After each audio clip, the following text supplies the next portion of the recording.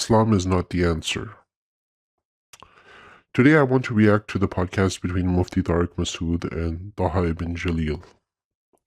I actually enjoyed much of this discussion because, unlike many religious debates that spend hours arguing over obscure theological issues, this conversation focused on real problems facing young people today. They talked about pornography, dating culture, purposelessness, family breakdown, excessive individualism, and the search for meaning. These are not imaginary problems, they are real. I think many people, religious and non-religious alike, would recognize them. Where I part ways with the podcast is not in the diagnosis, it's in the proposed solution.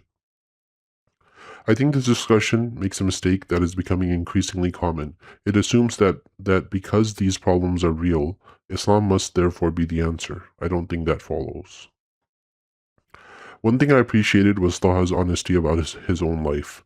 He describes chasing excitement, concerts, motorcycles, entertainment, and what he calls the American dream. Yet despite having freedom and pleasure, he found himself asking deeper questions. Why am I here? What is the purpose of life? Why do I still feel empty? I think many people have experienced exactly this, but here's where I think there is an alternative explanation. If your entire life revolves around quick dopamine hits, parties, constant entertainment, endless scrolling, casual relationships, always chasing the next thrill, you shouldn't be surprised if you eventually feel empty. Human beings seem to need something deeper than stimulation. We need lasting relationships. We need responsibility. We need community. We need goals that stretch beyond tomorrow. So when Taha describes feeling empty, I don't dismiss his experience for 1 second. I simply disagree with the conclusion he draws from it. For him, the answer was Islam.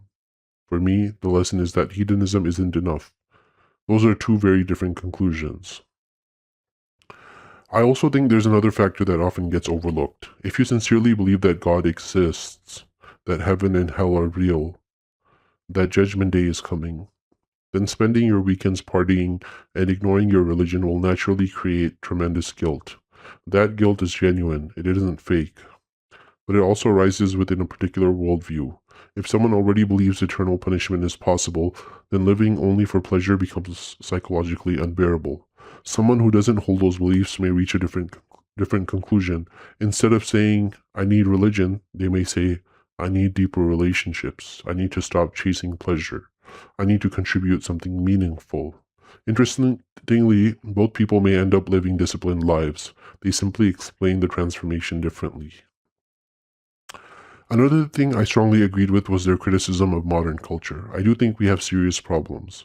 Pornography can be deeply harmful. Hookup culture often leaves people emotionally damaged. Extreme individualism weakens families. Living only for yourself rarely produces lasting happiness. So I don't see this as Islam versus liberalism. I think both sides often oversimplify reality. You can reject Islam and still believe marriage is valuable.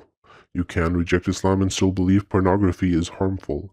You can reject Islam and still think stable families are one of the foundations of a healthy society. Those aren't Islamic values, they're human values. At least that's how I see them. I don't believe they're good because Muhammad taught them. I believe they're good because they help human beings flourish. The podcast also talks a lot about purpose. I often hear people ask, if there's no God, what's the purpose of life? My answer is surprisingly simple. If there really is no God, then before you lost your belief, you were already living your entire life without divine intervention. You still loved your family, you still made decisions, you still experienced joy and suffering.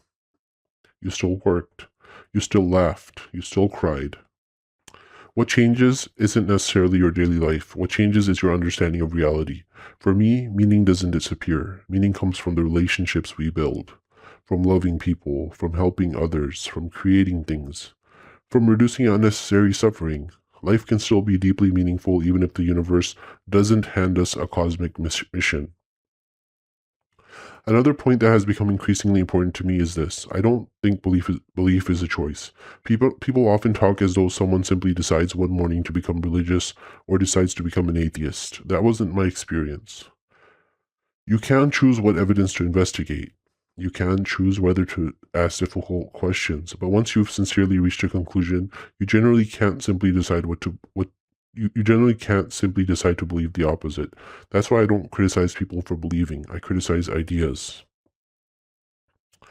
Now, here's my biggest disagreement with the podcast. Throughout the entire discussion, they present a version of Islam that emphasizes discipline, family, charity, marriage, avoiding pornography, serving society.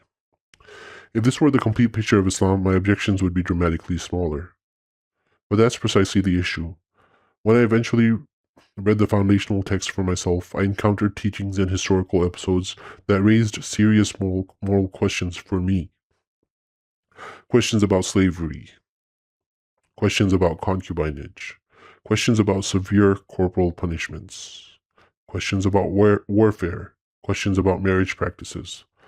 Whether someone ultimately agrees with my conclusions or not, I don't think those issues can simply be ignored if we're asking whether Islam is true or morally exemplary. To me, they're part of the same tradition, and any honest evaluation of Islam has to grapple with both the uplifting teachings and the difficult ones. Now, let me make something very clear. I don't doubt the sincerity of either Tuaha Ibn Jalil or Mufti Tariq Masood.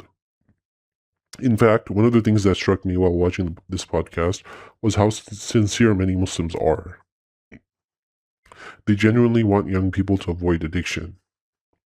They genuinely want stronger families. They genuinely want people to become better human beings.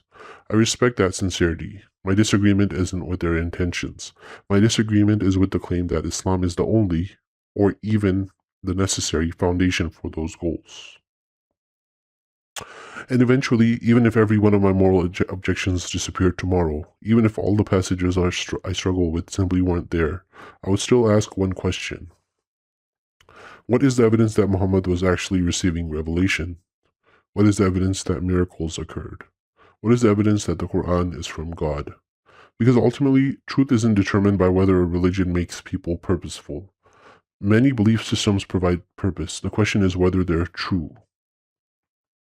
So my biggest takeaway from this podcast is this. I think Mufti Tariq Masood and Tuaha Ibn Jalil correctly